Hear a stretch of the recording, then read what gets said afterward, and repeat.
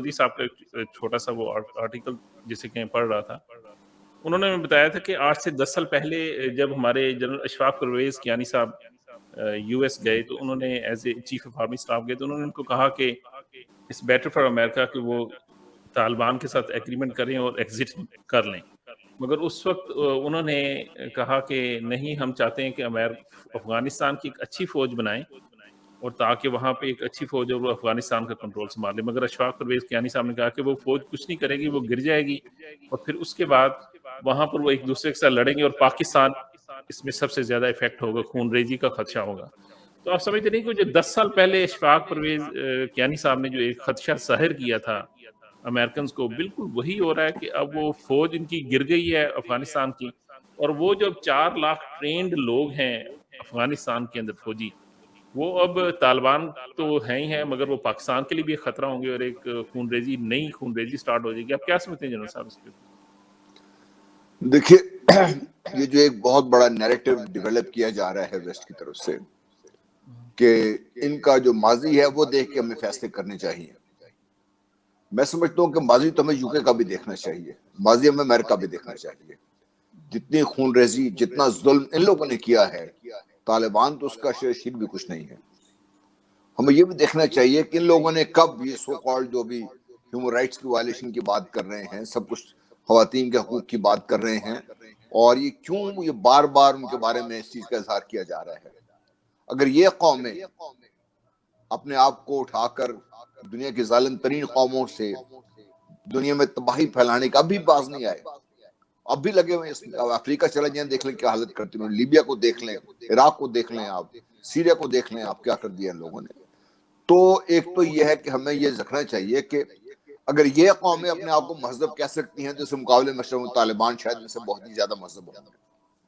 दूसरी चीज देखिए, जिस वक्त 96 की हम तालिबान की बात करें, उसके एनवायरमेंट और आज के एनवायरमेंट में जमीन आसमान का फर्क है, वो भी हमें समझने की जरूरत है।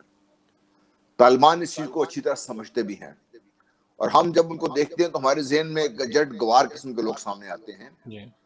उनकी फौज में आपको अंदाजा है कि किस किस्म की उनकी एथनिक जो परसेंटेजेस थी, क्या थी, तकरीबन 40% तो पठान थे, क्योंकि ज्यादा पठान ही है वहां पे, बाकी लोग भी थे वहां पे। क्या हमने कभी ये सोचा है कि तालिबान इतने समझदार हो सकते हैं कि वो अपने लोगों को लिखा के पढ़ा के बाकायदा अमेरिकन पैसे से उन्हीं की ट्रेनिंग लेके उन्हीं का हथियार लेके आज खड़े उनके पास? कि हम ये नहीं समझते कि जो तालिबान है उनको पता है अब हेयर ऑन अगर अफगानिस्तान खानन जंग की तरफ जाता है या वहां पर हालात बिगड़ते हैं तो नुकसान किसका होगा? ये लोग जो 20 साल से लड़ते रहे, नुकसान इन्हीं का होगा। तो ये लीडरशिप को हमें ये भी समझने की जरूरत है। हाँ, पाकिस्तान के लिए खतरात क्या है? देखिए, मैं ये बिल्कुल समझता हूं कि अमेरिकन फोर्सेस निकली हैं इस खत्ते से, अमेरिका इस खत्ते से नहीं निकला, ना ही वो निकलना अफोर्ड कर सकता है, नंबर एक। नंबर दो, अमेरिका की जो सबसे बड़ी गलती जो सामने अभी आ रही है, ऑफ कोर्स मैं भी वाइज आफ्टर द इवेंट, कि उनकी जो सही ताकत थी अगर 20 साल पहले उसको वो इस्तेमाल करते तो आज अफगानिस्तान अमेरिका का गढ़ होता। उनकी असली ताकत उनकी इकोनॉमिक पावर है। उन्होंने अपने मिलिट्री मसल को, चाहे वो इराक था चाहे वो अफगानिस्तान है, इस्तेमाल किया, जिसका नुकसान क्या हुआ? बाकी तो इराक में तो उन्होंने तेल भी चोरी कर लिया, उसका सोना भी चोरी करके ले गए, सब लेके चले गए। यहां पर बाकायदा उनका अपना पैसा लगता रहा। अगर वो यही पैसा इससे आधा भी अफगानिस्तान की डेवलपमेंट में लगा देते और अफगान अवाम को अपने साथ शामिल कर लेते। जनरल कैनी ने तो 2010 में जाके ये बात की थी ना।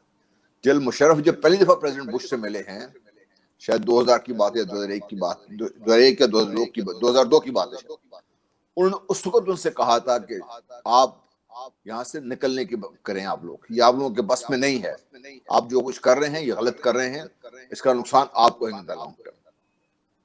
पाकिस्तान और अफगानिस्तान, आप सिर्फ ये फर्ज कर ले, प्रोफेसर साहब बेहतर बता सकेंगे मुझसे, कि आज से 20 साल बाद एक पुरअमन अफगानिस्तान, पुरअमन पाकिस्तान, जिसका जिक्र किया प्रोफेसर साहब ने भी, सीपैक कह लीजिए, बेल्ट रोड इनिशिएटिव कह लीजिए, वो चल पड़ता है अपनी रफ्तार पे, लिंकेजेस एस्टैब्लिश हो जाते हैं। तिजारत शुरू हो जाती है इस खत्ते में। चीन से सेंट्रल एशियन रिपब्लिक्स तक, पाकिस्तान से अफगानिस्तान के थ्रू सेंट्रल एशियन रिपब्लिक्स तक, ईरान बीच में शामिल है, रूस बीच में शामिल हो जाता है।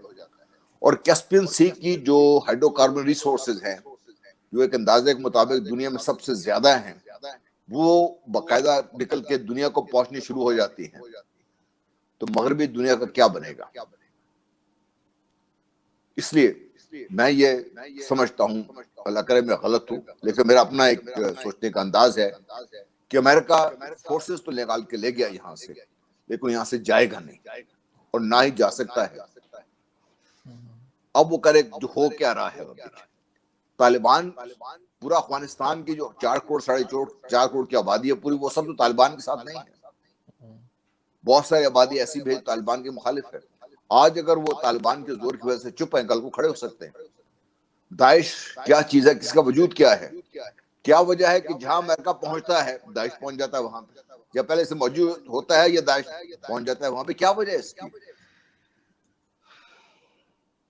फिर आप देख लीजिए कि पंजशीर को बार बार ये शोर मचाया जा रहा है कि पंजशीर से बाकायदा एक काउंटर इनकलाब शुरू हो गया हुआ है जी।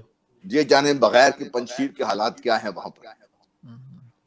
तो मैं कहने का मकसद ये है कि पाकिस्तान और अफगानिस्तान के हालात आइंदा दिनों में चैलेंजेस हमारे लिए बहुत बढ़ गए हैं, पाकिस्तान के लिए खासतौर पर। इस सिचुएशन को समझ के हैंडल करना पाकिस्तान के लिए बहुत क्रिटिकल है। और तालिबान की, जैसे मैंने पहले कहा, अगर यहाँ से हालात बिगड़ते हैं तो सबसे बड़ा लूजर तालिबान तो होगा ही, ये पूरा खिता डिस्टेबलाइज हो जाएगा। और ये ना पाकिस्तान अफोर्ड कर सकता है, ना ईरान अफोर्ड कर सकता है। ताजिकिस्तान, उज्बेकिस्तान, तुर्कमेनिस्तान, चीन, रूस, तुर्की, कोई इसको अफोर्ड नहीं कर सकता इस खिते में।